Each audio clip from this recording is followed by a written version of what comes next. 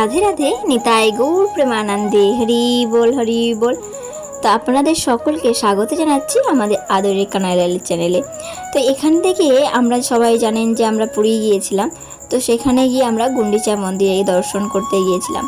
তো আপনারা এর আগেও সবাই শুনেছেন যে গুন্ডিচার মন্দির হলো অভিন্ন বৃন্দাবন। এই গুন্ডিচা মন্দিরের সম্পর্কে আমরা এই ভিডিও থেকে একটু জেনে নেব এবং তার সাথে সাথে জগন্নাথ কেন এই 7 দিন এখানে এসে থাকেন, যে স্থানে এসে রথ দাঁড়ান করানো হয় সেই স্থানটাও আমরা দর্শন করে নেব। তো পুরো ভিডিওটা আমাদের সাথে থাকুন, আশা করি আপনাদের সকলেরই ভালো লাগবে। এই কে ছিলেন এই গুন্ডিচা, যার জন্য এখানে জগন্নাথ আসতো 7 দিন থাকতো? গুন্ডিচা দেবী হলেন যে রাজা ইন্দ্রদম্নের স্ত্রী গুন্ডিচা দেবী। কেন মাসি বলা হয় গুন্ডিচাকে? গুন্ডিচা দেবীকে মাসি বলা হয়েছিল এই জন্য, জগন্নাথকে গুন্ডিচা দেবী নিজের পুত্র স্নেহে তিনি সেবা করতেন।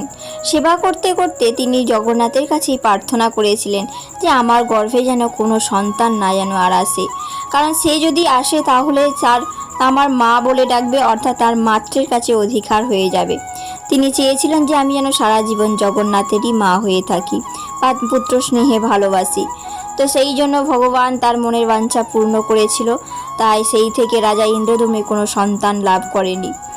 তো এখন আমরা যাচ্ছি, যে পাশ দিয়ে রাস্তা যাচ্ছি আমরা, ডাইরেক্ট যখন মন্দিরে যাওয়ার সময় যে স্থানে রথ এসে দাঁড়ায় সেই স্থানটা একটু দর্শন করাবো। আপনারা দর্শন করে নিন যে যখন পুরী থেকে রথগুলো এসে এখানে এসে দাঁড়িয়ে থাকে। এখনও কিন্তু প্যান্ডেল করা রয়েছে, প্যান্ডেলগুলো খোলা হয়েছে কিছুটা, যেহেতু আমরা পুরীর 1 সপ্তাহ পরের দিকেই আমরা গেছি, উল্টো রথের 1 সপ্তাহ পরেই গেছি, তো সেই জন্য এখনও বাঁশ বাঁধানো রয়েছে।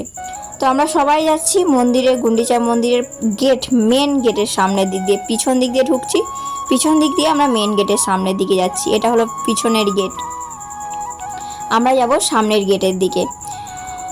যেহেতু গুন্ডিচা দেবী অর্থাৎ যে ইন্দ্রদম্নের স্ত্রী রয়েছেন, উনি জগন্নাথকে নিজের পুত্র স্নেহে ভালোবাসতেন, তাই ভগবান কি বললেন যে মায়ের থেকে মাসির দরদ বেশি, আমরা সবাই জানি।